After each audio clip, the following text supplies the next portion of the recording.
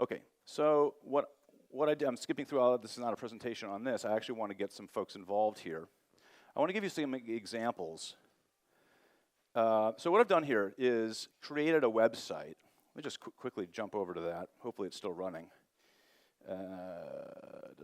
So here, Erlang patterns for the win. All right. Okay, so this is really what I like to get at. All right. F11, okay. So I want to apply this somewhat experimentally to Erlang. And it's really like any other patterns elaboration, but I would like us to be challenged by Alexander's vision of it being informed by emotions. So what I've done is stubbed something out. I really want this to be very much a community process. It's not a matter of one person prescribing a bunch of patterns, right? Just the opposite. We want to discover that. We want to experience software that we love, observe that, and then try to put a name on why is it that we love something. And so codify that here. And this is not just fuzzy, crazy stuff. There are actual patterns here. And I have stubbed out quite a bit. There have been a number of people who have added their own. The state of this is very, very, very early. It's very raw. This is almost brain dump state. And there is no kind of, this is the right way and this is the wrong way. I expect this to be a matter of sort of allowing things to kind of come up and see what happens and see where this goes. So it's very much dependent on community contributions. So let me throw one out here. I'm just going to pick one at random. So the flipping over to this, I might have extended my, gone past here. So each pattern is organized into categories, and this is the first set of categories that I've just thought of here. It starts with as low-level language constructs, because these are patterns we still want to capture. So a function is a pattern. We can say, what's useful about a function? That's actually really interesting, especially for somebody coming from OO land who might be interested in looking at software only through the lens of classes and objects. How is it that a function in a functional programming world, or in JavaScript world, we learned this morning is a functional language, didn't know that. How is that a function can be used to, along with data structure, to do anything? So something as low level as that, all the way down to high level principles, fail fast. It's not really codified in any one particular language construct, but it's a philosophy, and it's a pattern that we can apply. So we have everything in between. So types of functions, behavior types, process types, and these are specific to Erlang. So we're not trying to capture all languages here, but this is just Erlang. Application level facility and a distributed facility. So as an example, here's a great one, IO list. I mean, that's a fairly low level. That would probably come down into, it's sort of a pattern in the language. But what's an IO list? Well, it's a list of things that eventually can be channeled through IO channels. So integers, but they can be captured as in binary snippets and other lists as single integers. So if you've ever worked with IO lists in Erlang, you hopefully sat back and said, wow. As soon as you relax your brain a little bit and just allow I/O to be a arbitrarily nested list of integers, it'd be very freeing, and it's actually extremely performant. So that sense of how did this thing work? Why is it good? We want to capture that, and I think I/O list is one of those things in Erlang that people should talk about and use and think about really quickly. If you've ever seen on the list, somebody says, well, how do I create a string from this? How do I represent that as a string? In every other language that I know of, you tend to have to construct strings all the time. This is IO list. In Erlang, you don't worry about that. You just capture things as you go, and most of the IO-related functions deal with IO lists very well. So I think knowing about that as a pattern is certainly very important as an Erlang programmer, but it also features something in the language. I think it's useful. So that's an example. And we have everything from that to, somebody added chain. So I think I had something similar to that. But like where you have a pipeline of functionality, and you say, okay, I have found that in code, when my code becomes excessively sequential, so do this, and then this, and then this, and then this, and then this, I find that becomes sort of a bad feeling for me. I often will look at that and say, well, what's going on here is actually a pipeline of different independent functions that are communicating sort of as a pipe. So Elixir has codified pipes. That's a very common pattern to use. So I want to name that. So rather than saying having a big sequential list of comma-delimited statements, it's really treating Erlang as an imperative language almost at that point. Let's declare what's going on here and represent this as a pipeline or a chain of functions.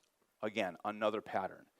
I was talking to Joe earlier, and he was talking about some patterns related to data access, wanting to create locality and co-location between functionality and data.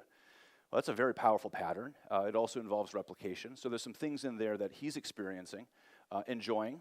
I think you were enjoying this process here. So I want to bring the emotional element into this. He was excited about it, I could tell. I don't mean to embarrass you here, but this is another example, I think, of an important discovery process. You might not want to name it right away, but you say, oh, this is very useful and very important.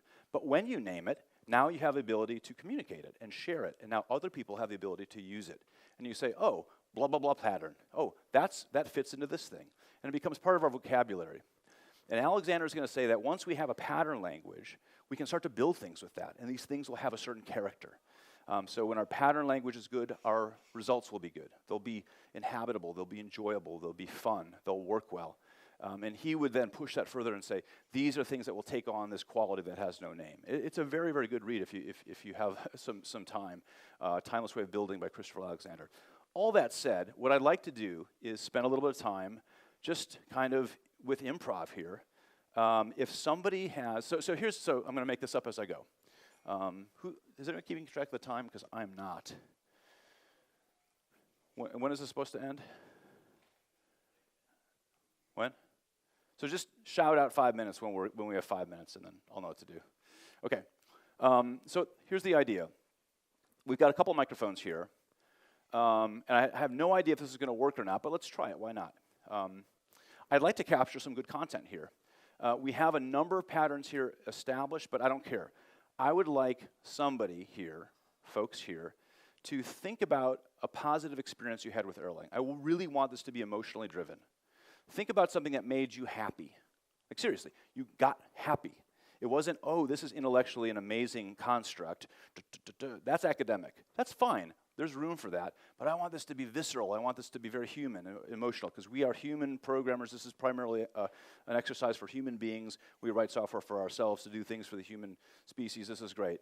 Maybe some other species. But this is human. I want it to be emotional. So think of something that you really felt good about, and then talk about it. And maybe there's a pattern that comes out of that. And there's a couple microphones, and let's just say, a few minutes, 5 minutes or something to talk about this, and see what happens. Is that insane? Did you know that you were going to be asked to do that? You thought we were just going to sit back and get great. This is not one of those things. I'm going to ask something here. Do I have a first volunteer? The first volunteer is always the hardest, so maybe I should just pick somebody. Now, is there an actual volunteer? Jose. So why don't you come up here, introduce yourself, and then have at it. So this is yours. Yeah. Hello.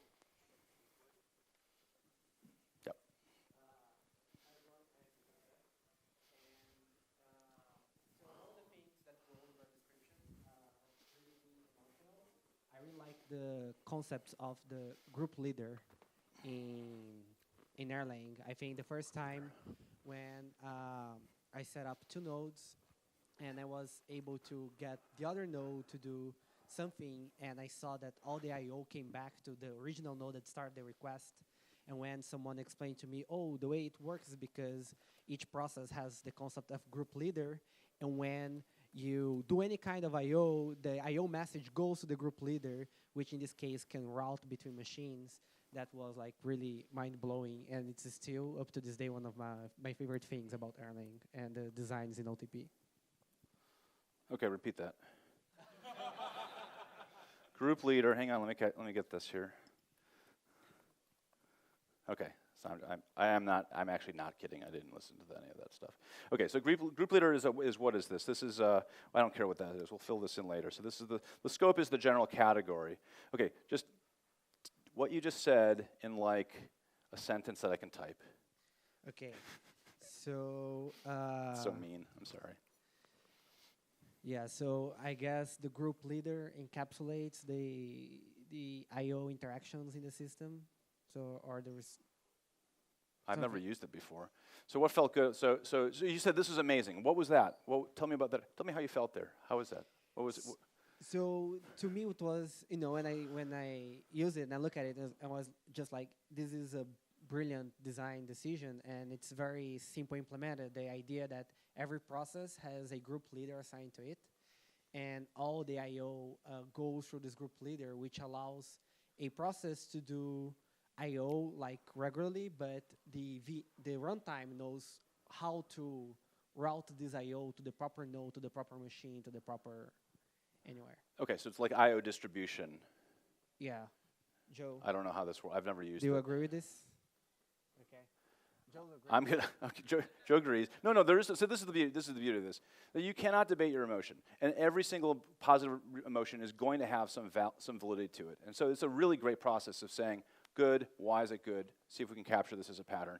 Unless you're kind of have a twisted mind, and then good might be terrible if you're a Java programmer. Just kidding. I'm not really sure how to describe this. So it's sort of because I don't know the functionality. I've never used it. So so you can represent I/O and distribute it across processes trivially. Yeah, I would go with that. We can tweak that. So you can do a pull request. I'm gonna introduce a bug to this, and then you fix it. Okay. Represent I/O generically, and let the facility deal with distribution of it across processes. Yeah, or across nodes, even better. Nodes and processes. Yeah, all right. Great. Group leader. Okay. It's progress. So, I've never used this thing, so maybe I'm going to start to use it. Yeah. Come on. So my favorite pattern is, it's called middleman. Joe, you've got to introduce yourself. I'm Joe. I'm Joe Armstrong. Does anybody use a middleman? Do you know what a middleman is? It's in my book. Has anybody read it? I keep having to sign it, so you might have read it. There's this thing called a middleman. It's something that sits between a real protocol and Erlang, because the Erlang model of the world is that everything is an Erlang process. That's how I view the world. Every single thing is an Erlang process. And of course, things in the real world aren't Erlang processes, and they send protocols messages to me that aren't Erlang terms. So the first time I thought this was really powerful was when I wrote a middleman for HTTP.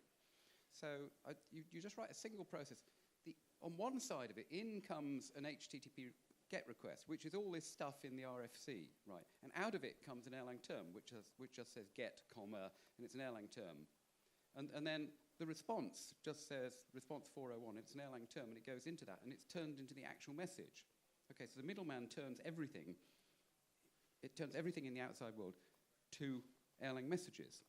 Now, the advantage of that is that if you had n things that you wanted to connect, there are n squared, or not n squared, there's n times n minus 1 over 2 different ways of doing that. So if you've got IRC coming in and you want HTTP going out, or you've got JSON coming in and you want XML out, you've got to write approximately n squared different programs to get any possible combination. But if you want Erlang to act as a big switch between XML and JSON and HTTP and IRC and FTP and HTTP and whatever you want, you've got to write n middlemen. And in this world in the middle, they're all talking the same language. And that's the same as the effect you get when you have a group of people. If we had n different languages, if we got Swedes and French and German and Spanish and things, to talk to everybody, you would either need n squared combinations, or everybody can decide to talk English or Esperanto or something. It's this common language that makes things very easy. So I'd really, in all my designs, I'm always setting up these middlemen. So if it's not Erlang, just turn it into Erlang. And you do that on input and on output. And when you come into, when you enter the room and you're talking French, once you're in the room, you have to talk English. And then when you leave again, you can talk French. Okay, so that's what the middleman pattern is. And it really makes you feel warm and cozy inside. This is what we want. Yeah. This is good. Who's next?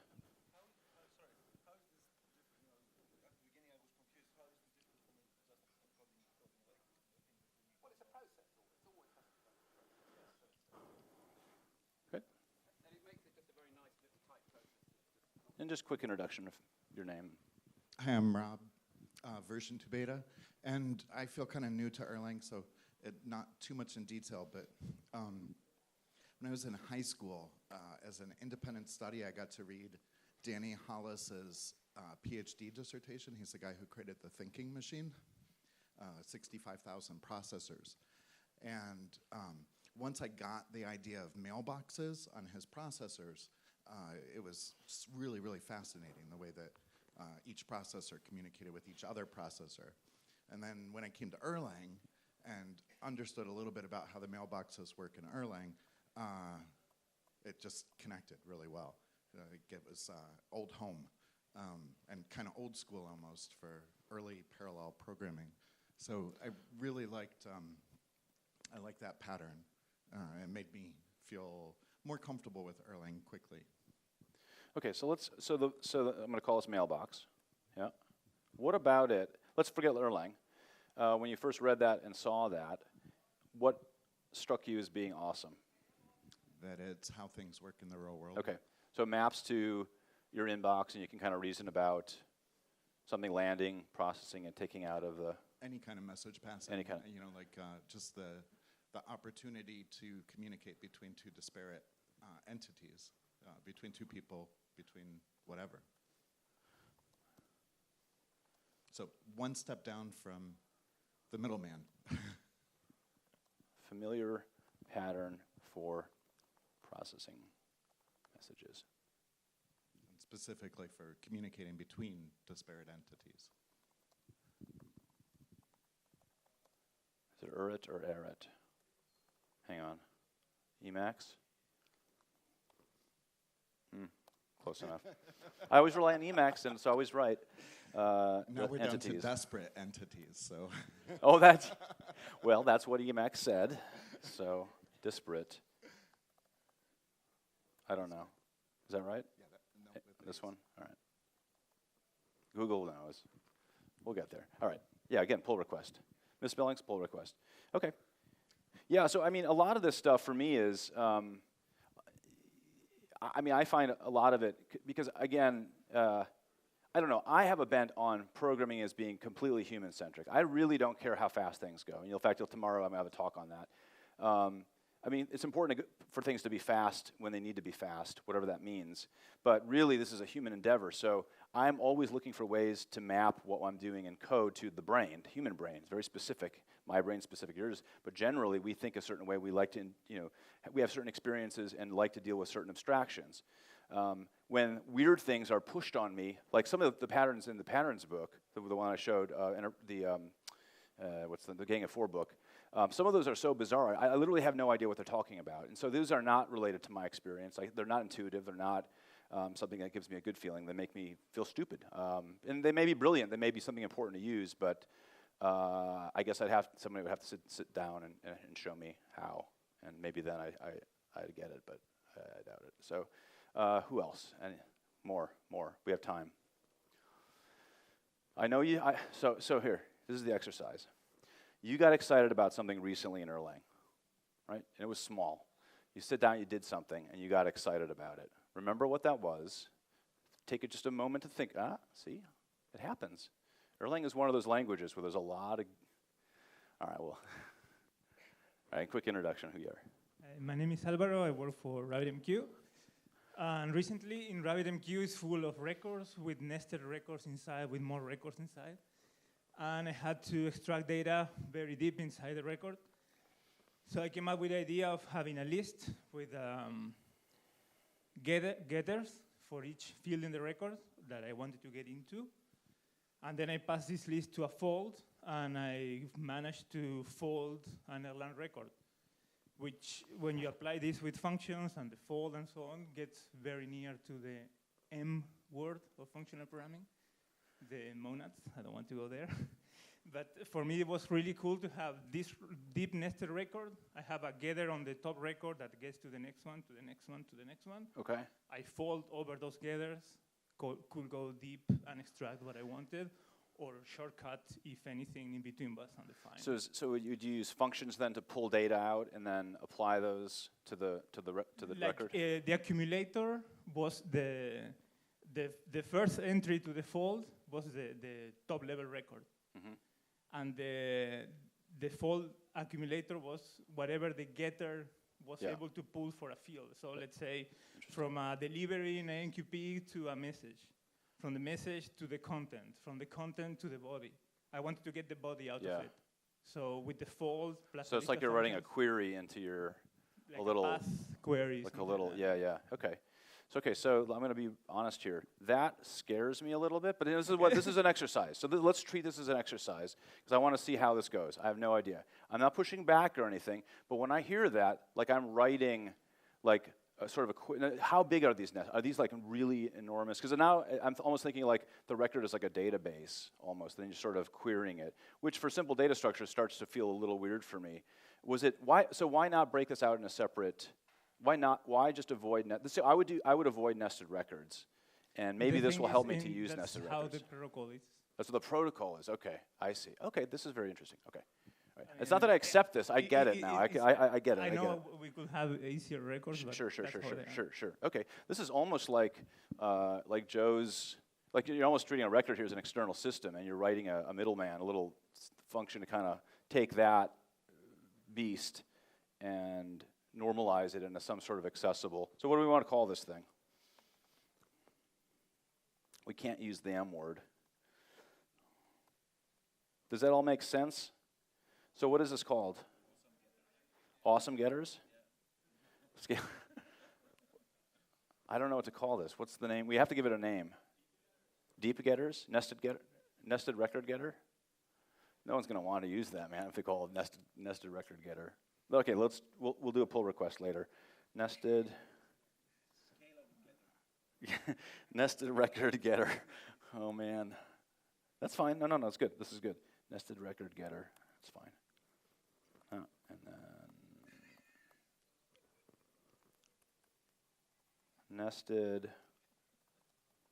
Okay, so let me pop the stack a little bit here. Why would we do this? I'm just going to reiterate.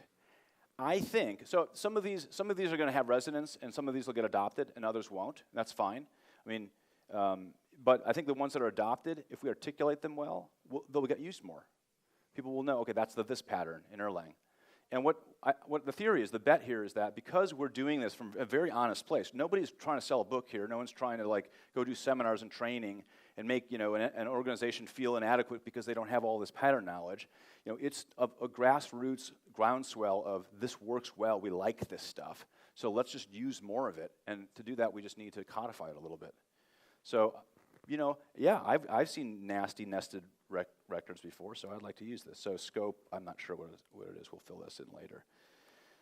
Okay, deal with nasty old pull request, nested, using what? A folds. Oh. All right. Okay. We have time. We can't keep going here. This is good. Just think of the excitement and then go from there. It's easy.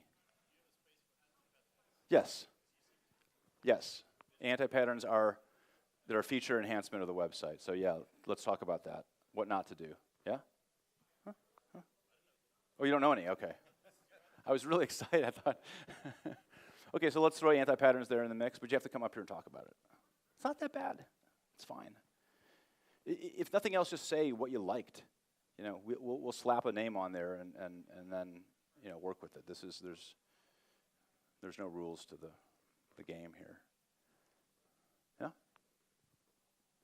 Come on. Or you're leaving? No. All right. Well, let's talk about some of the things that we have here that might not be obvious, because that I think will be. Let's see. I think I have some examples. Yeah. Message handler. These are some basic things. So, one of the things, so the supervisor, how many people here are brand new to Erlang and have never really written any Erlang code? Okay. How many people on the other side, have code running in production right now written in Erlang? Okay. And then, How many folks are kind of in the middle who, I mean, that's a high bar, I guess. Running in production is kind of lofty sounding, running apps. So, and then in between, you've used it, you've written some non-trivial programs, but you're not really doing it at your day job. Okay, so most folks seem to be using this on a regular basis.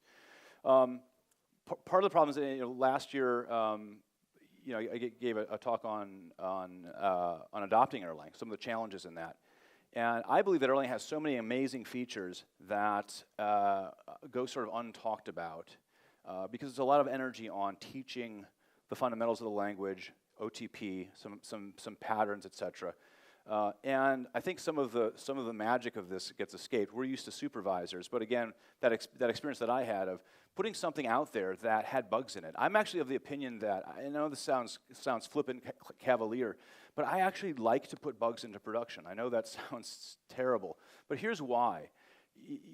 You're never going to get away from bugs. And being sort of like, I don't really care so much. I'm not, if we test everything, you're never going to catch everything. So at some point, you're going to need to deal with bugs in production. The reason that I can sit back and say that with all confidence that it's really not going to tank the system is process isolation, and then the supervisory pattern that sits on top of that. So that message could go out to the world, and you could say, well, we can implement that in other languages. You actually can't until you actually have proper isolation. So process isolation is another thing here that we can talk about. But it's not just this is not just a matter of internal use. It's also a matter of talking, communicating it, getting folks to what's wrong with working with more people who like and use this language? Discovering more companies out there who are using this language to solve difficult problems. I think we need a lot more of those. So having a language that we can use, that we collaborate on, that we say, okay, here's the essence of this. If we're going to make an argument about this, let's make it really, really good and sound and leverage all of the wisdom of our community. That's useful in sharing this thing. So people can come to this thing perhaps and say, wow, this is, some of these patterns are really make this language compelling. More. I know they're out there. Somebody. Joe? Sure. Anti-pattern. Putting stuff in a database when you're suspending and then pulling it out of a database later is not concurrency. Think about that. So say it again. Putting things in it. Well, there was. Can I ask people, especially the beginners, to ask really stupid questions on the Erlang mailing list, because it gives some of us the opportunity to give extremely long answers to why you're thinking the way you are thinking, and then that's all indexed and Googleable, and then you'll be able to read it later. So there was a guy, and he wrote this wonderful mail, and he said for every new programming language he implemented a game. And that was his proof of concept to see if the programming language worked.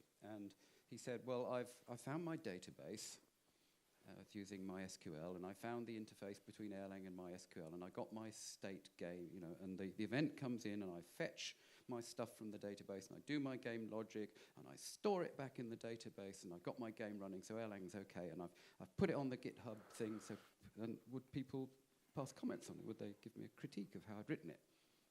The first mail came back, you don't need a database. And then it came back, but in every other language, I'd done it that way in C, I'd done it that way in C++, I'd done it that way in Java, I'd done that way in Go, because there wasn't concurrency. So it took a long time to explain that, no, you don't need a database. The state is in the process.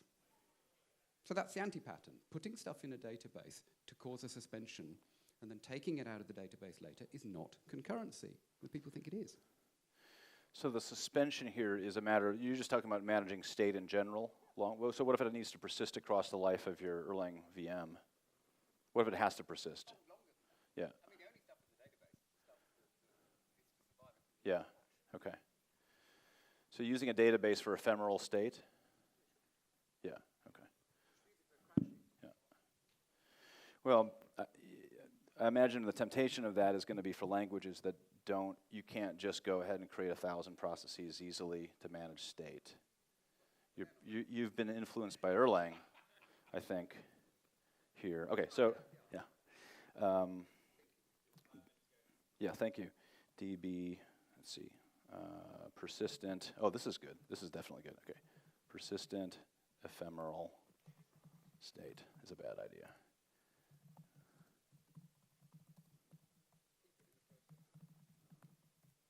Scope, anti-pattern. Okay. Someone else. We have 5 minutes, and I'm not going away until there's another one. You aren't either. Somebody's got to come up. Anti-pattern, description, use a process, not a DB. Yes, everyone owes. You are, yeah. What's your name? Yeah, Okay. I'm David. I have been to university for 2 years, and I have had one course in Erlang, and that's all I know about it. So, yeah. I find one thing that I'm doing repeatedly is to just create more and more modules in one folder, and then I just have a lot of modules, and I'm wondering if anyone knows how to organize like Erlang code in a good way in like a folder hierarchy or something. Okay. Well, this is a challenge. This is good. All right. So I think we have time. I think we might have time for that. So let me see if I can map that over here. You are feeling bad about having too many modules. Okay, so you have a folder and you've got a lot of files in there, and you're starting to think this is getting too big. Okay, and you're wondering, is there a way to not have? How do you manage that? Okay, so I'm not going to answer that. Who's going to answer that? No, Joe. Okay, Joe. Because I'm afraid what I say. This is completely right. Put all it, I mean, if you've got directories, there's a decision problem. Which bloody directory should I put it in? And if you've got tens of thousands of directories on your machine, it makes the problem worse. I try and put all my files in one directory. It's much easier. So you're doing exactly right. But he feels bad about that. And then you should probably put all your functions in one module, and then you won't have to decide which module to put it in. Well, Joe, keep in mind that Joe did propose a global registry of functions. Yeah, so there'd be actually no modules. You would write it, you'd have a little snippet of code, and then it would all be in Git, like there'd be a GitHub repo of functions, and then you'd run on. I like this idea. Yeah. Well, okay. So I'm gonna close with this observation: is that I think when it does come to it's like, you indwell a building, some people have a preference for one type of thing versus another. So there are definitely differences of opinion here. There is no one pattern language. That's one thing that Alexander's clear about. It is very, very personal, but there's still the ability to collaborate collaborate and then converge on some patterns that we generally agree on. The Erlang community generally agrees that nested is bad, flat is better. Flat is better than nested. So Python is kind of in that camp as well. So that's actually one of Tim Peters' tenets in what's the Zen of Python. So there's that out there. I think if you're in sort of the mindset of needing to hierarchically categorize things, the flatness is going to be uncomfortable. Now I'm in the exact opposite path. I feel uncomfortable when there's hierarchy. So how do you resolve that? Well, I don't know. Erlang is that, that's the way Erlang works. So I would suggest in that particular case, give it a try. The problem, as Joe observed here, is it's a trade-off. So it may be more difficult to reason about a flat list. But if you get into so he's disagreeing. That's okay though. If you get into a hierarchy, I mean, have you ever, if you've worked with Java, have you ever navigated a class hierarchy before? Have you looked com.company. Blah, blah, blah, blah, blah, blah, blah, blah, blah. And you go look into a source tree. I did this the other day. There was like 2 classes. It was a very, very small program, and I had to navigate this, I think personally, and I'm being a little bit rude here perhaps, absolutely stupid hierarchy of folders just to get to these files. So that felt terrible for me. I just became, Anyway, enough of that. But I mean, that does kind of highlight, I think, that it's still human. We can still disagree. We don't have to get bent out of shape. I would suggest that, in the codification of patterns, let's come up with some really, let's now focus this on the merit of something. And there's going to be controversy, there's going to be trade-offs, there's going to be personality differences. Let's set those aside, because there's more than enough stuff in the middle where we can agree on. But let's get that work done first, and then let some of these side issues, pop up as they need to. Okay, with that, I'm going to wrap up, unless there is somebody who really wishes they had that one last opportunity here. Yeah.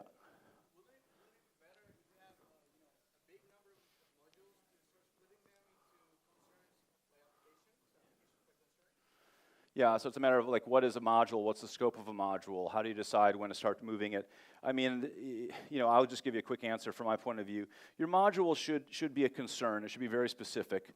I think is area for debate, but just using it as a container for code is not a good reason. Saying there are too many functions in here, so let's split it up, probably not a good reason. It should be based on functionality.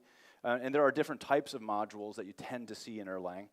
So if it doesn't fit in one of those categories, and I think actually we're starting to codify these, so like a util module, there's a OTP behavioral module, behavior, that's very specific. A data structure module, a module dedicated to managing a particular type of data. So your modules tend to fall out in these categories, and if they don't, if it's like catch-all, I don't know what to call this thing, then maybe you've got an issue there. But otherwise, it should be for what that module is designed to do, and it should be, it generally maps to a fairly concrete type of module, and then you can reason about what belongs in there or what doesn't.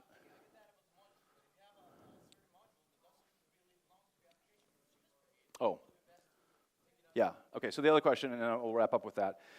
Let's say you have a module that is independent of an application, so it's not specific to that application. Should it be broken out into what? A separate module or separate app? Separate application, yeah. So yeah, do you create a library as you start to see things? I would say do it only on demand. If an application needs it, just put it in there. If you have a pain point at some point and say, wow, it would really be nice to take that out, then do that. But don't do it academically. Let an actual other app drive the extraction of that. Otherwise, you just go crazy, forecasting the future. And I personally think that's a bad idea. Now, somebody else might be like, well, you should absolutely always, never ever reuse the same line of code twice, and it should always be. I don't believe that. Copy liberally, hack it, get it to work, and then make your change based on an actual pain point, not speculative. Okay, so that was some religion there. I didn't mean to get into that. Sorry about that. All right. Well, thank you very much for joining us.